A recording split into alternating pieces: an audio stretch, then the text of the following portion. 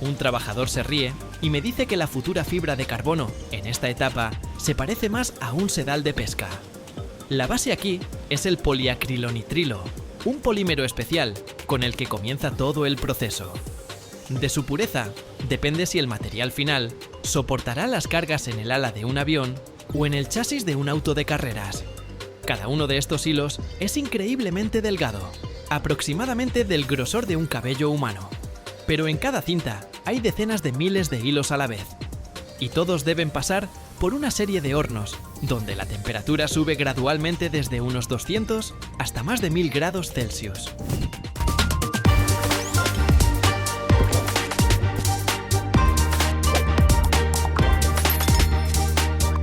Entramos a una zona donde el aire huele a plástico caliente y donde comienza la primera prueba de fuego para nuestro futuro material. Esta etapa se llama oxidación, y sin ella, todo nuestro esfuerzo no vale ni un euro. Miren estos hornos interminables. Se extienden por 60 o hasta 100 metros a lo largo de la planta.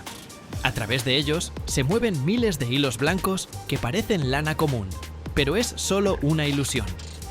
Dentro de estos túneles de acero, mantenemos temperaturas entre 200 y 300 grados Celsius, con aire caliente fluyendo constantemente. Aquí está el riesgo más grande. Si subimos la temperatura demasiado rápido, los hilos simplemente se prenden fuego. Y terminamos con la fogata más cara en la historia de la empresa. La fibra no debe derretirse. Tiene que reestructurar lentamente su composición interna.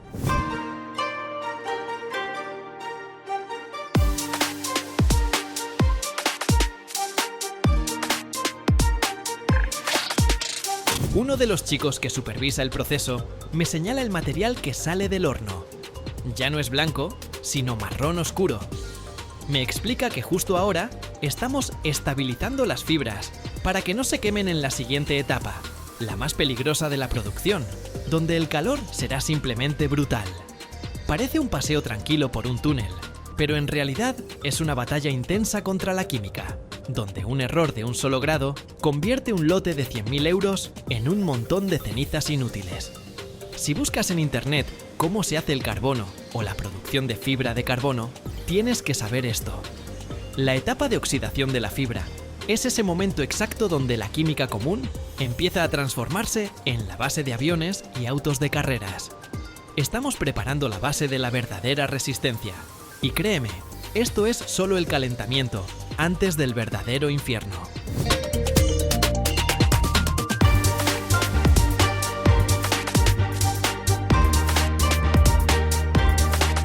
Luego viene la carbonización, y aquí la escala cambia por completo. Frente a mí, un horno hermético enorme, largo como una piscina. Adentro casi no hay oxígeno. Si entra en gran cantidad, la fibra simplemente se quema. No se daña, se quema. Y todo el lote, de cientos de miles de euros, se convierte en humo. Los hilos pasan por este horno a velocidad enorme. La temperatura supera los 1000 grados. En ese momento, del material se expulsa literalmente casi todo, excepto los átomos de carbono. Hidrógeno, nitrógeno, oxígeno. Todo abandona gradualmente la estructura de la fibra en forma de gases. Queda carbono casi puro. Veo el material después del horno, y ahora ya es negro. Un negro mate profundo, familiar para cualquiera que haya visto piezas de carbono en autos o bicicletas. Pero lo más curioso, al tacto sigue pareciendo tela común. Solo que una tela muy cara. 1 kilo de esta fibra puede costar cientos de euros. Y algunas marcas aeronáuticas aún más.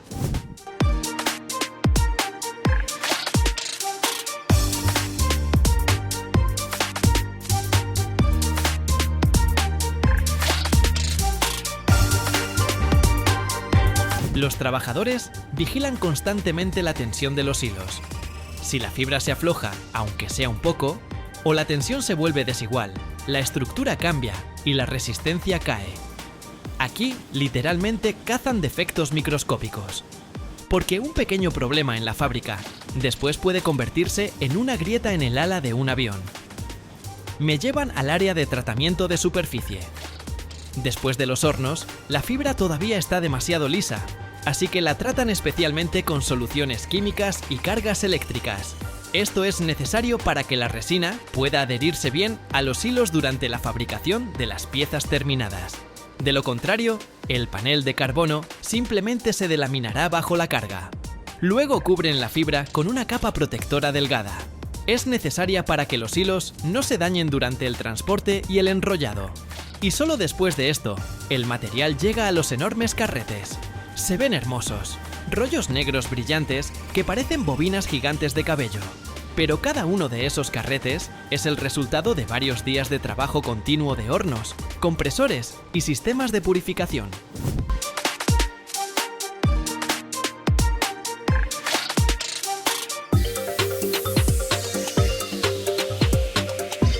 Y aquí empieza la parte más cara de toda esta historia. La producción de fibra de carbono consume cantidades gigantescas de electricidad. Los hornos funcionan las 24 horas. Los sistemas de control de atmósfera no se pueden apagar ni siquiera por unos minutos. Si la temperatura baja o cambia la composición de los gases, todo el lote puede echarse a perder. Por eso las nuevas plantas tardan años en construirse y las tecnologías se protegen casi como secretos militares. Me llevan al laboratorio de control de calidad. Aquí, literalmente, rompen la fibra en pedazos. Toman muestras pequeñas, las sujetan en máquinas que van estirando los hilos poco a poco hasta que se rompen. Los ingenieros observan en qué punto el material revienta, qué tan elástico es y cómo se comporta después de calentarlo. Si los resultados no cumplen con la norma, el lote completo puede ir directo a la basura. Y esto duele todavía más cuando te enteras de los precios que estamos hablando. Un avión de pasajeros moderno puede llevar decenas de toneladas de fibra de carbono. Un auto de carreras, cientos de piezas individuales. Las turbinas eólicas, aspas gigantes de más de 100 metros de largo. Todo eso se sostiene con hilos más delgados que un cabello.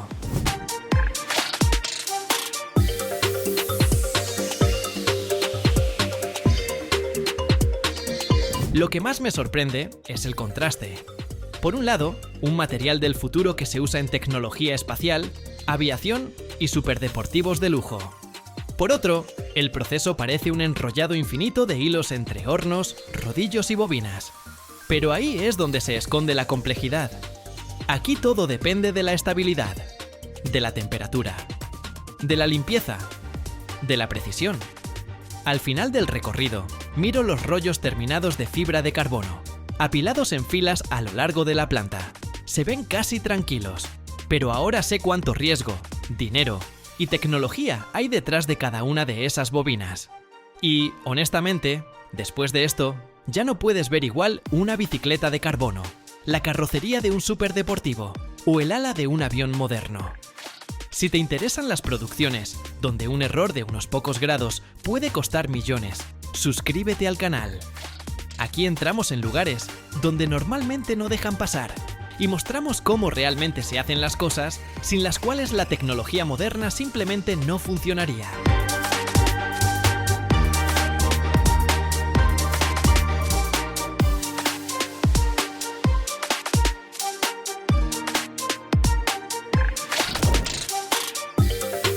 Imagina un hilo.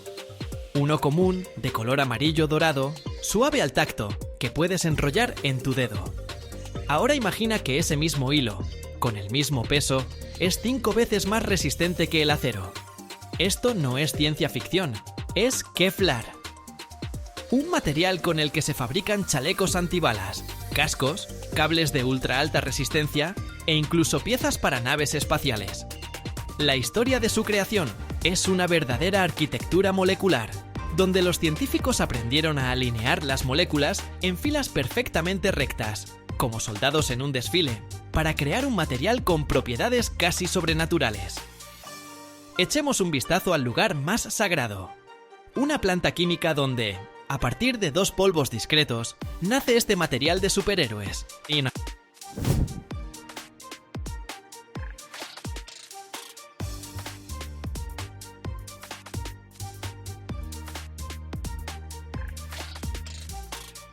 Todo comienza, no con fuego ni con roca fundida, sino en el silencio de un laboratorio, y en gigantescos reactores de acero inoxidable. Tenemos dos protagonistas, dos componentes químicos que parecen bastante aburridos. El primero es un polvo. El segundo, una sustancia parecida a cristales aciculares llamada cloruro de tereftaloilo. Este es nuestro Lego molecular. Imagina que la primera molécula tiene 2 manos y la segunda 2 ganchos.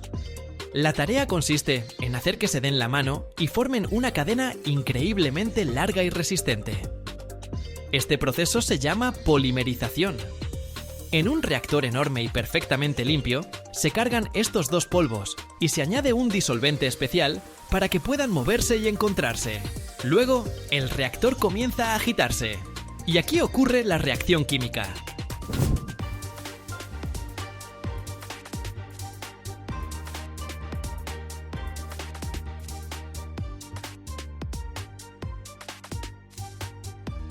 Las manos y los ganchos se enganchan, molécula tras molécula, formando una macromolécula larguísima, como un espagueti. Como resultado de la reacción, se libera un subproducto, ácido clorhídrico, por lo que toda la mezcla se vuelve extremadamente agresiva y corrosiva.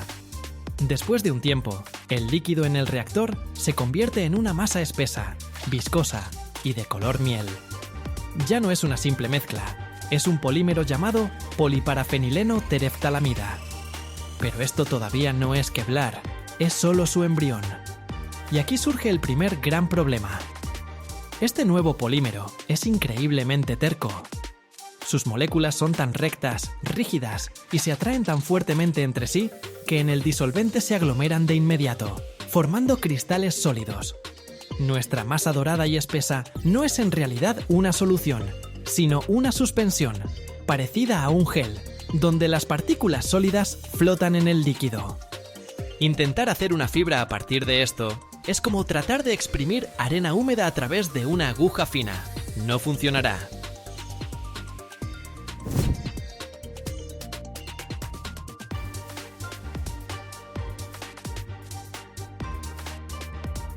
Para convertir este gel en algo de lo que se pueda estirar un hilo, es necesario disolverlo por completo. Pero, ¿cómo disolver algo que es casi insoluble en todo? Para ello se necesita un superdisolvente. Y los científicos lo encontraron. Es ácido sulfúrico concentrado. Imagina, para domar este polímero ultra resistente, hay que sumergirlo en una de las sustancias más corrosivas y peligrosas conocidas por el hombre. La masa polimérica espesa se mezcla con cuidado, sobludea todas las medidas de seguridad, con ácido sulfúrico frío y concentrado. Y ocurre un milagro. El ácido rompe los débiles enlaces entre las cadenas, obligándolas a soltarse mutuamente y a dispersarse en la solución. Pero lo más importante es que las moléculas rígidas y en forma de varilla del Kevlar en esta solución no se comportan de forma caótica, como los polímeros comunes, sino que forman lo que se llama una solución de cristal líquido.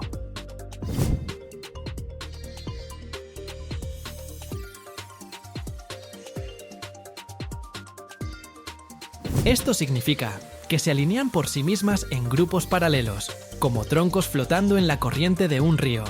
Este es un momento clave. Ya en esta etapa, siendo todavía un líquido, las moléculas comienzan a prepararse para su futura superresistencia. Ahora, esta solución de cristal líquido, espesa, viscosa y parecida a la resina, está lista para convertirse en fibra. Comienza un proceso llamado hilado en seco húmedo. La solución, a una presión enorme, se alimenta a una pieza especial llamada hilera. Es una placa metálica en la que se han perforado cientos de orificios microscópicos, cada uno más delgado que un cabello humano. La solución se fuerza a través de estos orificios con una fuerza increíble, y del otro lado aparecen cientos de los más finos y brillantes chorros. Pero no salen simplemente al aire.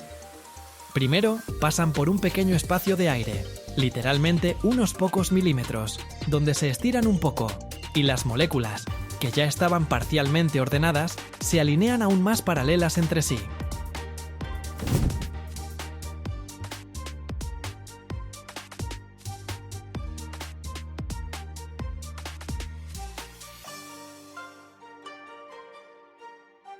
Y luego, estos hilos aún líquidos caen inmediatamente en un baño de coagulación.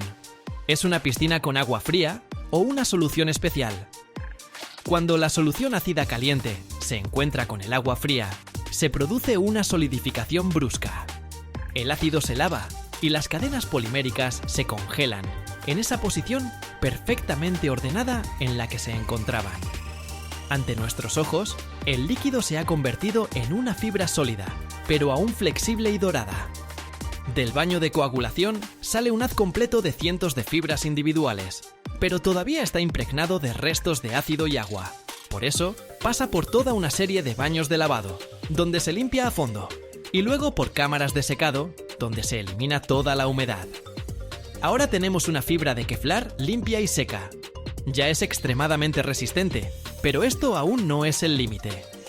Para alcanzar los máximos indicadores, la fibra se somete a una prueba final, el estirado térmico.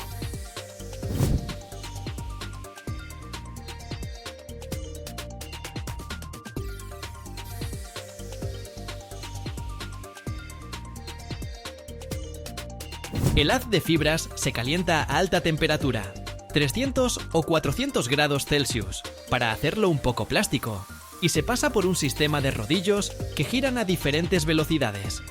Los siguientes rodillos giran más rápido que los anteriores, lo que obliga a la fibra a estirarse. Este estiramiento final hace algo increíble a nivel molecular. Elimina cualquier último defecto de orientación, obligando a absolutamente todas las largas y rígidas cadenas moleculares a alinearse en líneas perfectamente paralelas a lo largo del eje de la fibra. Se empaquetan tan densa y ordenadamente como es posible. Toda la fuerza de miles de millones de enlaces intermoleculares ahora trabaja en una sola dirección. Es como comparar un montón de pajitas esparcidas con una cuerda fuertemente retorcida hecha de las mismas pajitas. Es este orden perfecto el que le da al Kevlar su legendaria resistencia a la tracción.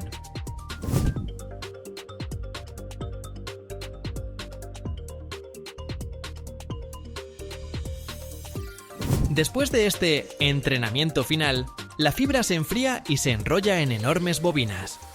Este es el producto final, un hilo infinito, brillante y dorado, suave al tacto, pero capaz de detener una bala. De estas bobinas, luego se tejerá la tela para los chalecos antibalas, se trenzarán los cables para los puentes colgantes o se incorporarán en materiales compuestos para los coches de Fórmula 1. Y todo esto es el resultado de un camino increíblemente complejo, desde dos simples polvos hasta un ejército de moléculas perfectamente ordenadas, hombro con hombro, listas para soportar cargas que parecen imposibles. El mercado de las fibras de aramida, donde el Kevlar es el rey, es una industria global que mueve más de 3.000 millones de dólares al año. Y esta cifra no deja de crecer, porque la humanidad encuentra cada vez más formas de utilizar este material allí donde los materiales convencionales simplemente se rinden.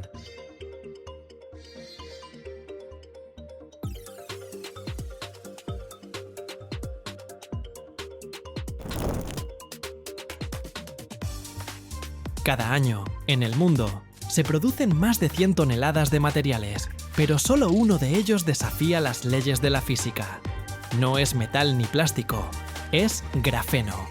Un material más delgado que el ADN humano, pero 200 veces más resistente que el acero.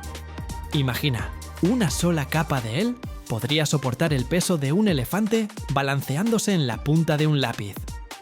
Es más ligero que el aire, transparente como el vidrio, y, al mismo tiempo, conduce la corriente mejor que el cobre.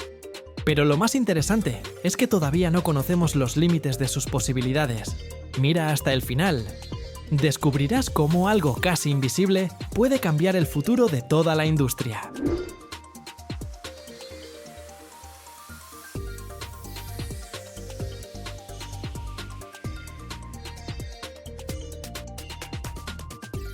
Así pues, el grafeno es un material bidimensional que consta de una sola capa de átomos de carbono, dispuestos en una densa red bidimensional en forma de hexágonos. Posee una serie de propiedades únicas que lo hacen increíblemente prometedor. Los átomos de carbono en el grafeno están unidos entre sí por enlaces covalentes extremadamente fuertes, En esencia, cada átomo forma parte de una red absolutamente densa e impecable. Cuando intentamos estirar, perforar o romper una lámina de grafeno, en realidad estamos intentando romper estos enlaces.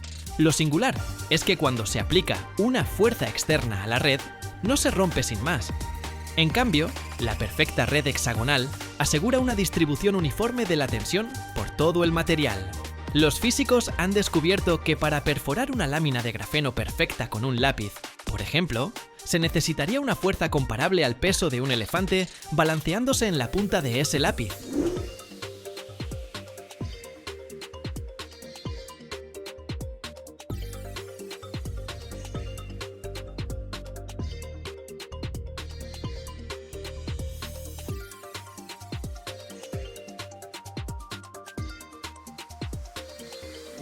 ¿Por qué hablamos precisamente de peso? Este es un punto críticamente importante. Cuando los científicos comparan materiales, evalúan su relación específica de resistencia a peso. Por ejemplo, el acero es un material resistente, pero también es muy pesado. Y el grafeno es tan resistente como el acero, e incluso más, pero su peso es insignificante. Una hoja de grafeno es tan delgada que 1 kilogramo de este material podría cubrir un área comparable a varios campos de fútbol. Esto significa que si tomáramos un trozo de grafeno y un trozo de acero de alta calidad del mismo peso, el grafeno soportaría 200 veces más carga antes de deformarse o romperse. Esta característica lo convierte en el candidato ideal para crear materiales compuestos ultraligeros y ultrarresistentes para la industria aeroespacial, blindajes y equipamiento deportivo de alta tecnología. Imagina que incluso la más mínima adición de grafeno a materiales comunes, como plásticos o resinas epoxi, puede transformarlos en algo completamente nuevo. Los científicos ya están trabajando en la creación de chalecos antibalas ultrafinos, pero impenetrables, que pesan mucho menos que la armadura de Kevlar tradicional. Añadir una pequeña cantidad de grafeno al hormigón puede hacerlo significativamente más resistente a las grietas y los daños, prolongando la vida útil de puentes y edificios. Las carrocerías y fuselajes de aviones, creados a base de grafeno, serán más ligeros, lo que supondrá un ahorro considerable de combustible, pero al mismo tiempo se volverán mucho más resistentes y seguros. Así, el grafeno es la encarnación de una paradoja. Es casi invisible, pero en resistencia supera a los metales más fuertes. Esto abre una era completamente nueva en la ciencia de los materiales, donde los materiales son a la vez ligeros, flexibles e insuperablemente resistentes. La producción de grafeno es un verdadero rompecabezas para los científicos. Se puede obtener de 3 maneras principales, que difieren en precio, calidad y volúmenes de producción. Imagina que tienes la tarea de fabricar una lámina finísima, pero tiene que ser perfecta.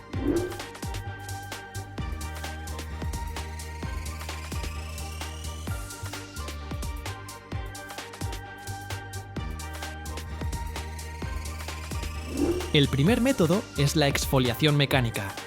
Es la forma en que se descubrió el grafeno. Aquí todo es simple. Tomamos grafito común, que es una pila de capas de carbono, e intentamos arrancar de él una sola capa. Los científicos literalmente usaron cinta adhesiva para arrancar capas repetidamente hasta que en la cinta quedaba esa misma capa monoatómica necesaria. Esto produce el grafeno más puro e ideal, un verdadero diamante para la investigación fundamental. Pero el problema es obvio. Este método es terriblemente lento, imposible de escalar, y solo es adecuado para laboratorios. El segundo enfoque es la exfoliación química. Se necesita cuando queremos obtener mucho grafeno, para añadirlo a baterías, plásticos o tintas. Aquí no jugamos con cinta adhesiva, sino que usamos artillería química pesada. El grafito se sumerge en ácidos y oxidantes muy fuertes, que penetran entre las capas de carbono y comienzan a separarlas. El resultado es una mezcla espesa.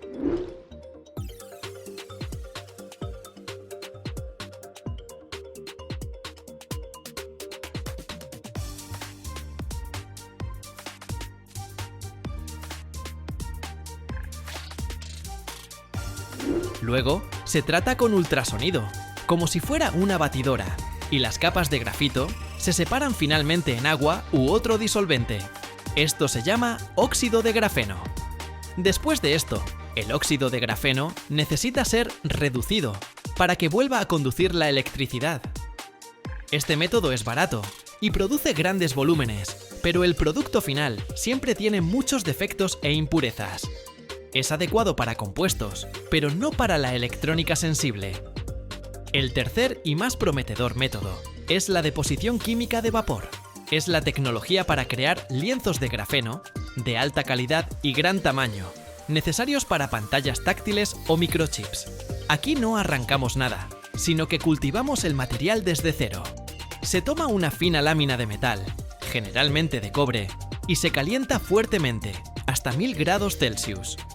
Luego, en el horno se introduce un gas que contiene carbono, por ejemplo, metano. Los átomos de carbono, liberados del gas, se depositan sobre el cobre al rojo vivo, que sirve como una plantilla ideal. Se autoensamblan en una impecable red de panal de una sola capa. Este método produce alta calidad y permite hacer grandes láminas de grafeno, lo cual es clave para la industria.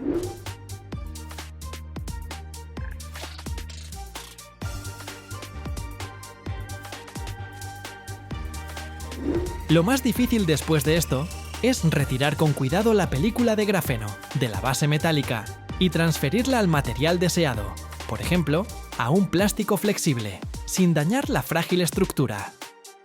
Si hablamos de dinero, el mercado mundial de grafeno se valora actualmente en cientos de millones de dólares estadounidenses y, según la mayoría de las previsiones, crecerá muy rápidamente, a menudo duplicándose cada pocos años.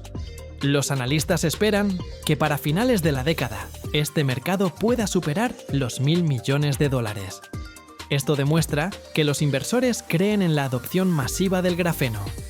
A diferencia de los productos básicos, el mercado del grafeno está muy segmentado por tipo y calidad.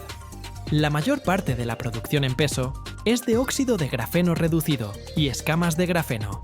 Se fabrican por el método químico y se utilizan para reforzar compuestos, recubrimientos y tintas. Son baratos, pero tienen muchos defectos. Es el llamado volumen barato.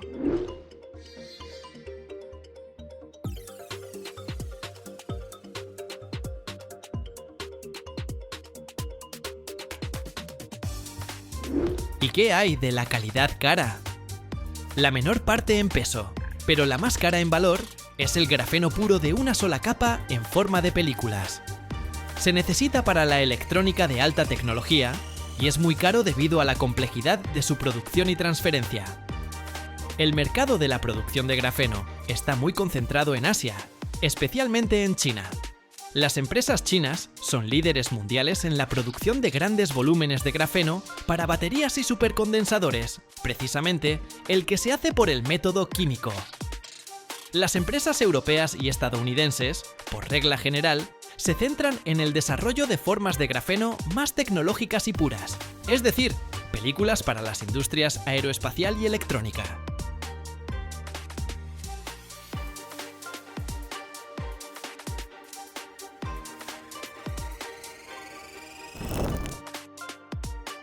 Imagina esto.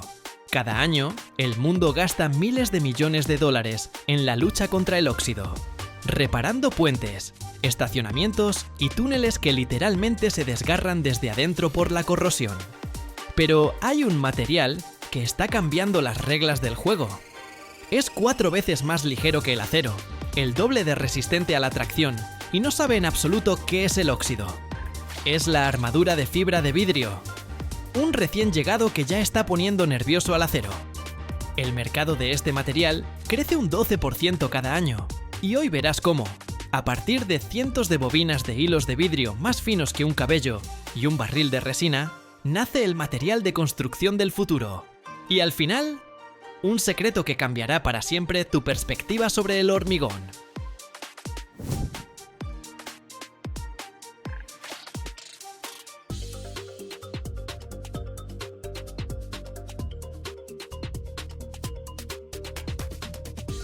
Todo comienza en un extremo de una enorme nave industrial, donde se alza una estructura parecida a una biblioteca gigante para hilos. se llama fileta. En la pared, de varios yardas de altura, están instaladas en filas ordenadas cientos, y a veces miles, de enormes bobinas. En cada una de ellas hay enrollado un finísimo hilo de vidrio, o robbing. No es el vidrio del que están hechas las ventanas. Es una fibra de vidrio especial que se produce fundiendo vidrio y estirándolo a través de orificios microscópicos. El resultado son hilos más finos que un cabello humano, pero con una increíble resistencia a la tracción. Ellos serán nuestro esqueleto, nuestro ejército interno, que le dará a la varilla su increíble resistencia. De cada una de estas cientos de bobinas se extiende su propio hilo, y todos ellos se juntan en un grueso y esponjoso haz. Es como si miles de arroyos se unieran en un gran río. Este haz seco y blanco es el alma de la futura armadura.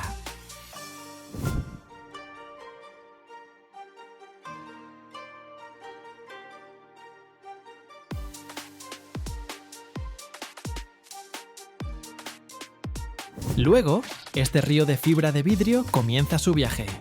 Pasa por un sistema de guías y dispositivos de tensión. Es una etapa muy importante, aunque discreta. Cada uno de los miles de hilos debe estar tensado con la misma fuerza. Si un hilo se comba y otro está demasiado tenso, en el producto final, la carga se distribuirá de manera desigual y perderá su resistencia. Por eso, la máquina los alinea cuidadosamente, preparándolos para el momento más importante, el bautismo en resina. El haz de vidrio seco se sumerge lentamente en un baño lleno de un líquido espeso y pegajoso, parecido a la miel o al jarabe. Es la resina polimérica, nuestra carne, que crecerá sobre el esqueleto de vidrio. Es un cóctel químico complejo. La base suele ser resina de poliéster, vinilester o epoxi. A ella se le añade un endurecedor, un catalizador que iniciará la reacción química y hará que el líquido se convierta en plástico sólido.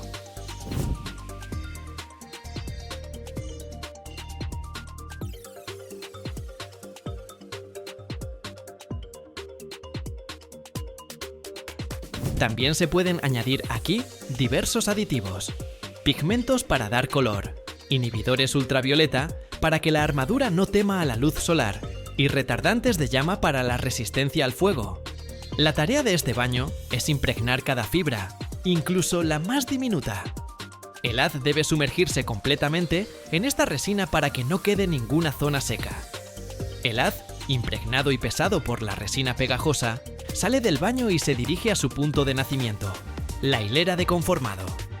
Este es el corazón de todo el proceso. Imagina una gruesa placa de acero con un orificio perfectamente redondo y pulido, cuyo diámetro corresponde exactamente al de la futura varilla. La hilera se calienta a una temperatura determinada. Cuando el haz húmedo es arrastrado a través de este orificio, suceden varias cosas a la vez. Primero, la hilera, como una prensa, exprime todo el exceso de resina, dejando solo la cantidad necesaria.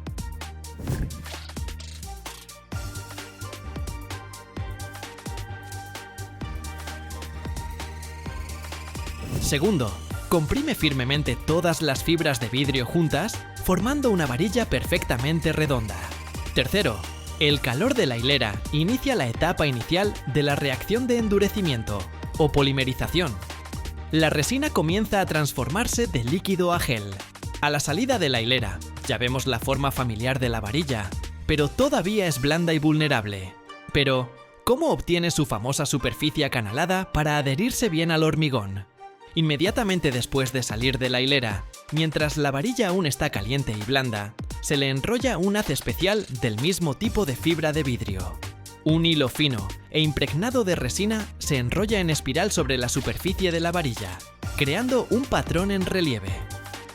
A veces, para una adherencia aún mejor, se espolvorea arena de cuarzo fina sobre la superficie pegajosa, que se adhiere firmemente a la resina. Ahora, nuestra armadura no solo tiene resistencia, sino también dientes, con los que se aferrará al hormigón.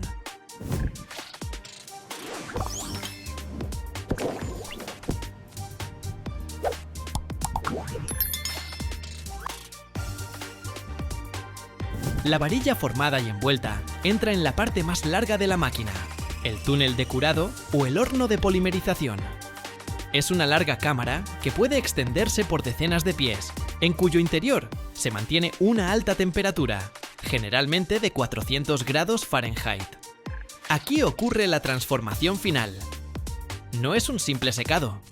Bajo la acción del calor, las moléculas de la resina comienzan a unirse activamente entre sí, formando una red tridimensional resistente y rígida. El jarabe líquido y pegajoso se convierte en un material compuesto extremadamente resistente y duro, que une firmemente millones de fibras de vidrio en un único monolito. Es como hornear un pastel. Mientras la varilla se mueve lentamente a través de este túnel caliente, adquiere su dureza final, pétrea.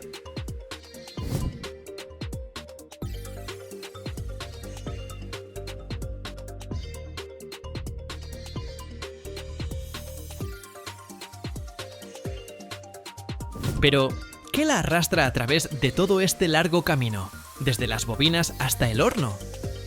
Al final de la línea hay un dispositivo de tracción especial que da nombre a todo el proceso. Generalmente son dos mecanismos de oruga, parecidos a las orugas de un tanque, situados uno encima del otro. Sujetan suavemente pero con mucha firmeza la varilla ya terminada y dura con sus almohadillas de goma, y a una velocidad constante y precisamente calibrada, la tiran hacia sí. Son ellos los que crean la fuerza que arrastra la fibra de vidrio a través del baño de resina, a través de la hilera de conformado y a través del horno. La velocidad de este movimiento es uno de los parámetros más importantes que controla la calidad del producto final. Y así, del otro extremo de esta larga cinta transportadora, aparece una varilla de fibra de vidrio interminable, perfectamente lisa, dura y caliente.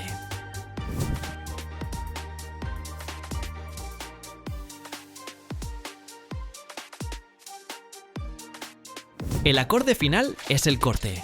A lo ancho de la línea está instalada una sierra automática. Se sincroniza con la velocidad de movimiento de la varilla y, en el momento adecuado, realiza un rápido movimiento hacia adelante y, con un brusco coma, corta un trozo de longitud estándar de la cinta interminable, por ejemplo, 20 o 40 pies.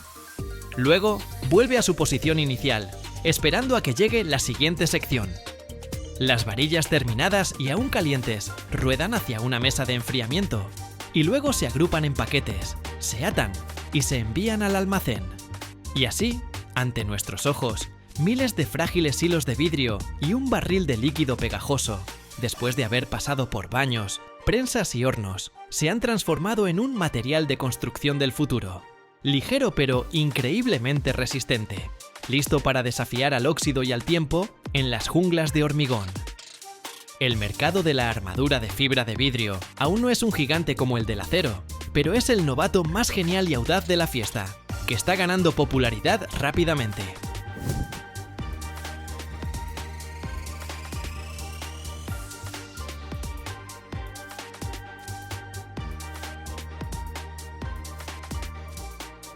El mercado global de este material ya está valorado en cientos de millones de dólares, y las previsiones son simplemente una locura. Se espera que crezca entre un 10 y un 12% cada año. Esto significa que cada vez más ingenieros y arquitectos miran el acero oxidado y dicen: amigo, podemos hacerlo mejor. Y ahora, las principales ventajas que hacen que la armadura de acero fume nerviosamente en un rincón. La primera y más obvia, el peso. La armadura de fibra de vidrio es aproximadamente 4 veces más ligera que el acero con el mismo diámetro. Suena aburrido. Ahora imagínalo en la vida real. Imagina un camión que transporta armadura a una obra. Puede llevar 4 veces más longitud de armadura de fibra de vidrio en un solo viaje que de acero, porque está limitado por el peso. O para la misma cantidad, necesitará 4 veces menos viajes, lo que ahorra combustible y tiempo.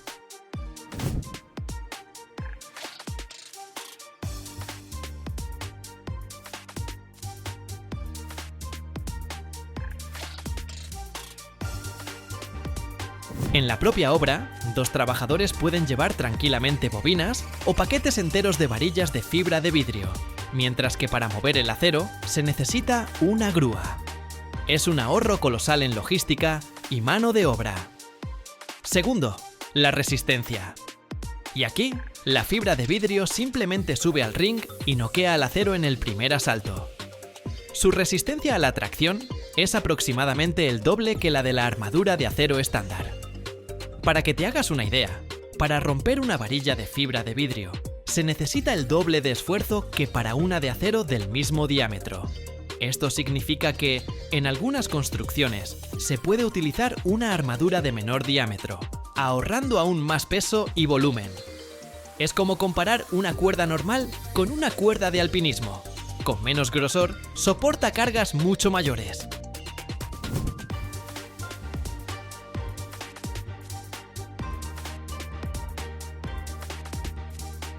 Pero el as en la manga, la verdadera superpotencia de la fibra de vidrio, es su guerra contra el óxido. El principal enemigo de cualquier estructura de hormigón armado, desde puentes hasta estacionamientos, no es la carga, es el óxido. El agua y las sales penetran a través de microfisuras en el hormigón, llegan a la armadura de acero y esta comienza a oxidarse. El óxido aumenta de volumen y literalmente desgarra el hormigón desde adentro. Anualmente, Estados Unidos gasta miles de millones de dólares en la reparación de puentes, estacionamientos, malecones y túneles destruidos por la corrosión de la armadura. ¿Y la fibra de vidrio? Simplemente se ríe en la cara del óxido. Es químicamente inerte. Le da absolutamente igual el agua, la sal, los ácidos y los álcalis. Esto significa que la vida útil de la estructura aumenta drásticamente.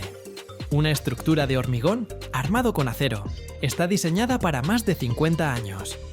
Y una estructura con armadura de fibra de vidrio se diseña tranquilamente para más de 100 años.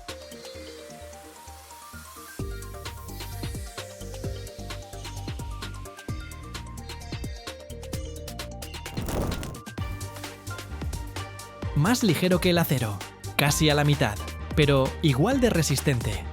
Un metal que no teme al óxido, al agua salada e incluso puede vivir en tu cuerpo sin causar alergias. Eso es el titanio. Pero, ¿cómo este metal nace de una roca que llamamos mineral? Vamos a descubrir su fascinante camino.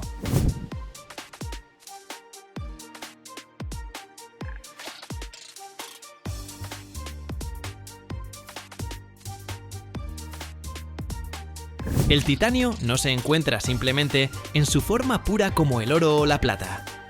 Está oculto en minerales llamados rutilo e ilmenita.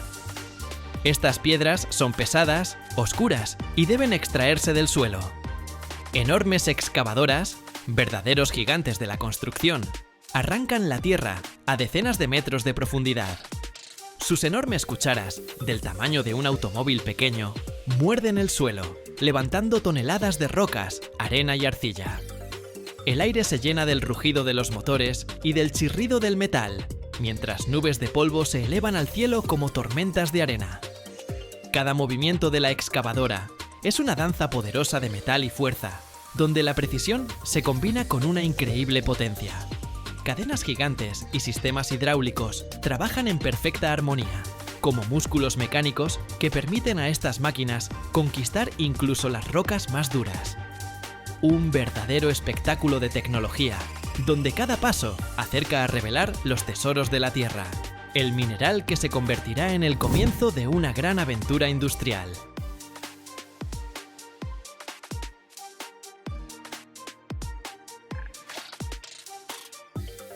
El peso del mineral extraído puede alcanzar cientos de toneladas cada día. Una vez extraído, el mineral se limpia de rocas, arena y hierro, utilizando separadores magnéticos y gravitacionales, como un tamiz que separa las partículas útiles. Y aquí comienza lo más interesante. El titanio en el mineral es como un pastel de chocolate y crema, pero solo necesitamos la crema. Para esto, se utiliza el proceso de Kroll, que tiene dos grandes etapas.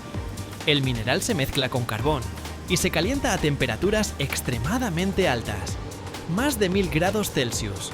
Luego se introduce gas cloro, que reacciona con el titanio y el oxígeno del mineral, formando una sustancia líquida llamada tetracloruro de titanio.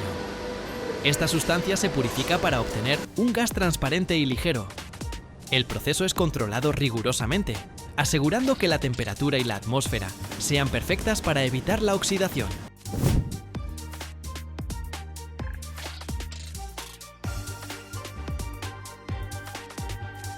El tetracloruro purificado se introduce en una gran cámara hermética, donde se mezcla con magnesio fundido a más de 1500 grados Celsius. El magnesio captura el cloro y el resultado es titanio puro en forma de una masa porosa, conocida como esponja de titanio. Este proceso dura varios días y requiere protección absoluta del aire, ya que el titanio reacciona rápidamente con el oxígeno. La esponja de titanio se enfría y se tritura. Luego se compacta en grandes bloques cilíndricos llamados lingotes. Estos bloques son similares a briquetas de combustible, con un diámetro de aproximadamente 3 pulgadas y una longitud de hasta 14 pulgadas. Son fáciles de almacenar, transportar y usar para la producción de productos de titanio.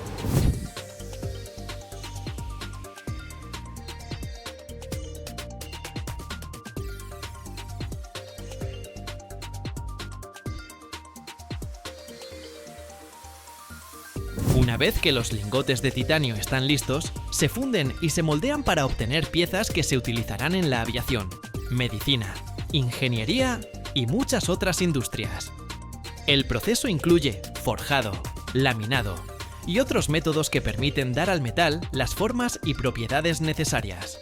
Primero, los lingotes se calientan a altas temperaturas, generalmente alrededor de 950 grados Celsius. Este calentamiento hace que el metal sea más maleable, permitiendo su deformación sin agrietarse. Pero incluso a esas temperaturas, el titanio sigue siendo extremadamente fuerte y resistente, por lo que se necesitan máquinas especiales, poderosas prensas que pueden aplicar enormes fuerzas.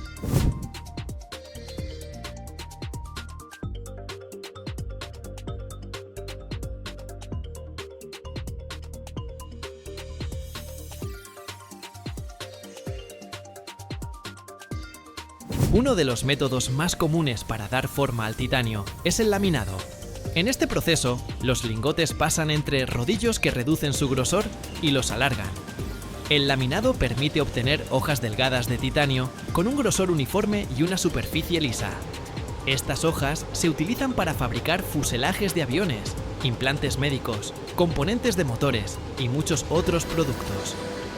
Otro método ampliamente utilizado es el forjado, donde el metal se somete a presión, ya sea por impacto o de manera gradual, para darle forma. El forjado se realiza en prensas especiales o martillos que aplican una presión inmensa. Esto compacta la estructura del metal, aumentando su resistencia y tenacidad, características cruciales para piezas que operarán en condiciones extremas, como los motores de aviones.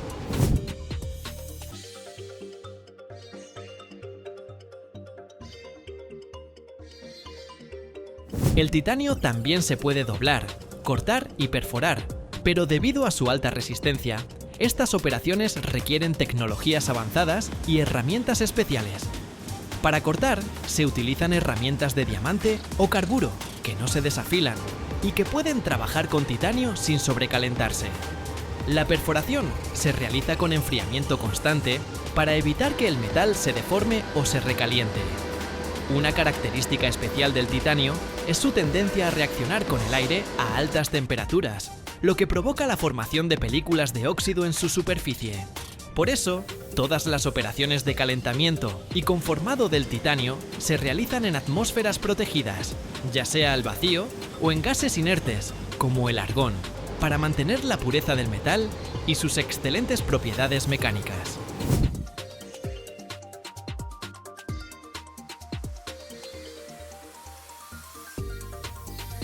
Los aviones y naves espaciales contienen hasta un 30% de titanio porque es ligero y soporta grandes cargas.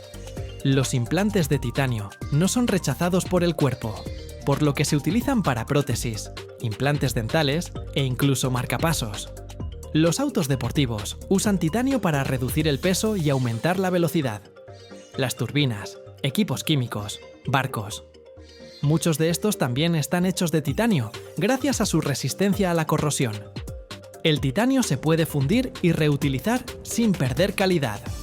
Su ligereza ayuda a ahorrar combustible en aviones y autos, reduciendo las emisiones de gases contaminantes. Hoy, los ingenieros están desarrollando nuevas formas de fabricar titanio, haciéndolo más económico y ecológico.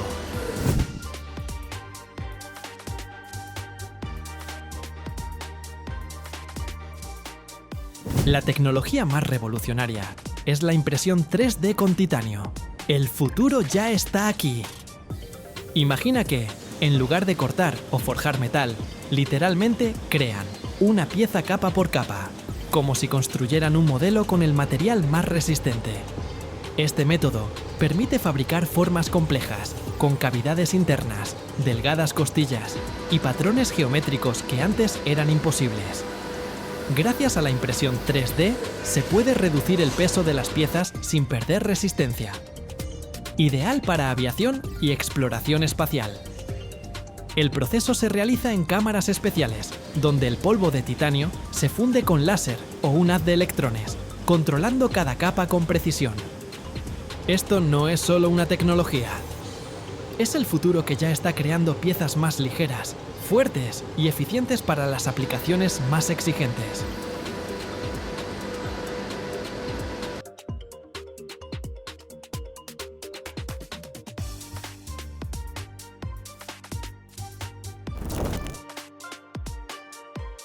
Cuando estás sentado en un avión tomando café a 10.000 metros de altura, solo ves una superficie blanca y lisa. Pero debajo de esa pintura se esconde el resultado de una fuerza increíble, de la que vamos a hablar hoy. Vinimos a ver cómo se prensan alas y fuselajes, y créanme, el tamaño de estas máquinas los hará sentir como hormigas en un parque infantil. Hoy nos encontramos en un lugar donde el metal es como plastilina tibia, y la voluntad humana, junto con la presión hidráulica, hacen que enormes estructuras se doblen en el ángulo exacto. Estamos en una de las fábricas de aviación más grandes del mundo, y les prometo que después de este episodio van a mirar el ala de un avión con ojos completamente diferentes.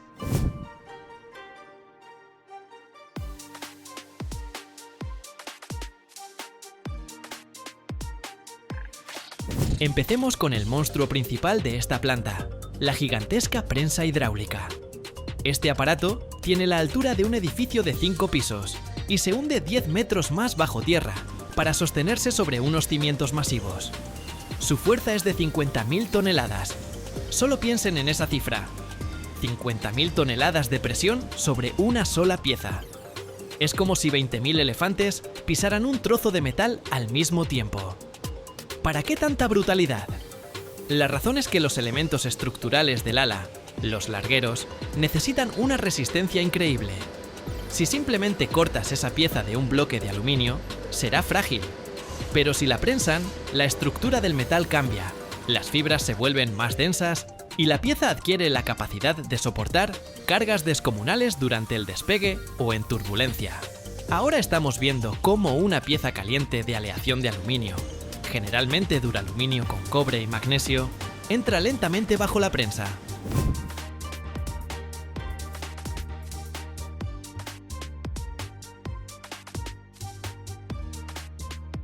La temperatura de la pieza es de aproximadamente 450 grados Celsius. Es ese momento justo cuando el metal ya no está sólido, pero tampoco ha empezado a derretirse.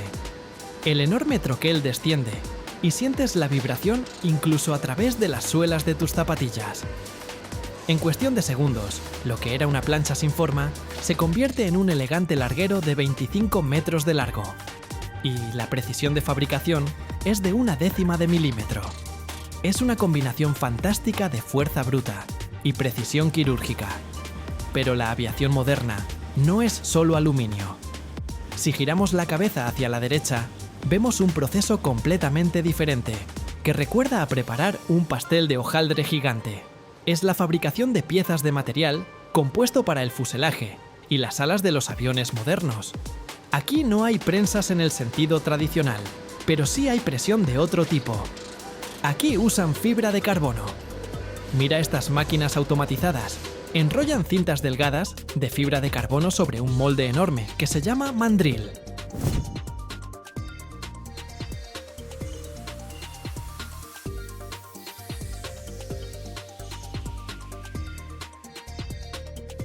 Cada una de estas cintas está impregnada con una resina especial.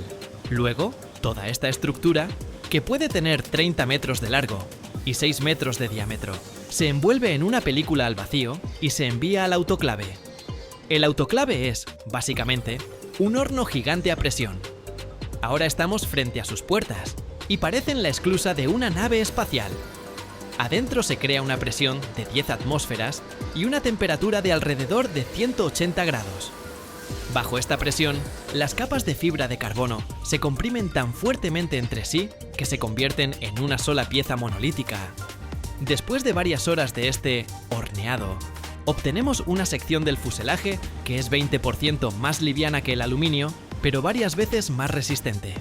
Esto permite que los aviones consuman menos combustible y vuelen distancias mayores. Ahora vamos al área de ensamblaje, donde estas piezas se transforman en un organismo único.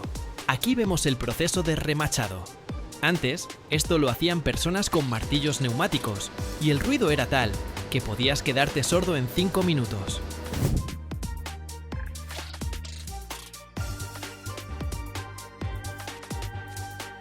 Hoy en día, esto lo hacen enormes robots llamados posicionadores. Se mueven a lo largo del ala con una precisión de apenas unos micrómetros. Cada uno de estos robots puede instalar varios miles de remaches por turno. En un ala promedio de un avión grande puede haber hasta 400.000 remaches.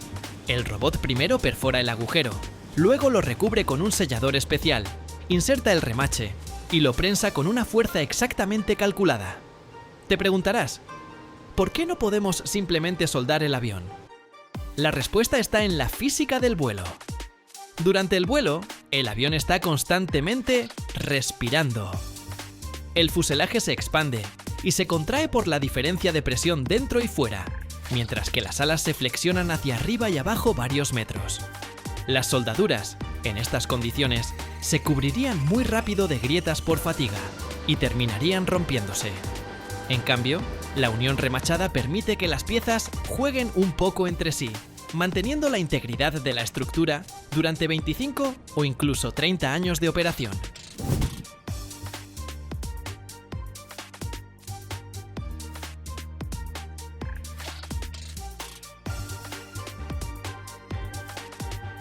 Vamos a ver el banco de pruebas, donde las alas se someten a pruebas de resistencia.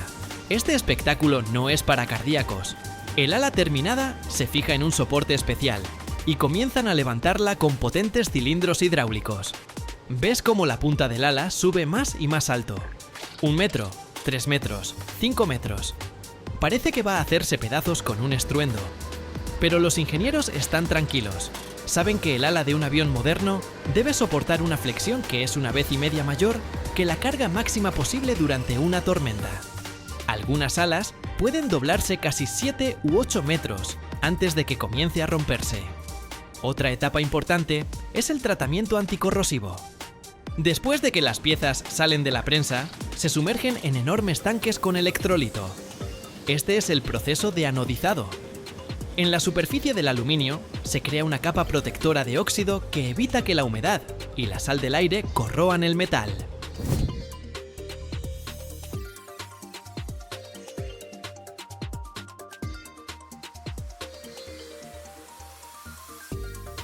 Estas bañeras miden 30 metros de largo y en ellas caben secciones completas del ala.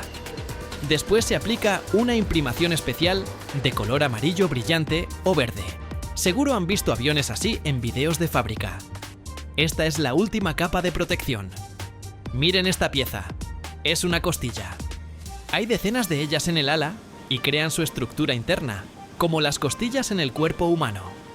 Antes, las costillas se ensamblaban con ángulos y láminas de metal separadas, uniéndolas con miles de remaches. Ahora, gracias a prensas potentes y fresadoras, se fabrican de una sola pieza, a partir de enormes placas de aluminio. Tomamos una placa de 3 toneladas, la prensamos y luego la máquina elimina todo lo que sobra, dejando una estructura delicada de solo 90 kilogramos. Esto evita uniones innecesarias y, por lo tanto, puntos potenciales de grietas. Menos piezas, mayor confiabilidad. Ahora estamos pasando por la sección donde ensamblan el fuselaje. ¿Ven estos anillos enormes? Son las cuadernas. Dan forma al perfil transversal del avión.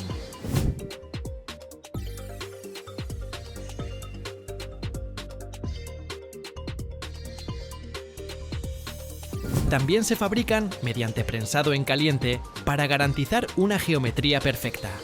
Cuando todas las cuadernas están alineadas con niveles láser, con una precisión de décimas de milímetro, comienzan a colocar las láminas del revestimiento. Cada una de estas láminas tiene una curvatura compleja y se moldea en prensas de estirado especiales. La lámina de metal se sujeta por ambos lados y literalmente se estira sobre el molde, como la piel sobre un tambor. Solo así encaja perfectamente en el fuselaje del avión. Gracias por su atención. No olviden dar like y comentar. Eso ayuda muchísimo al canal a crecer.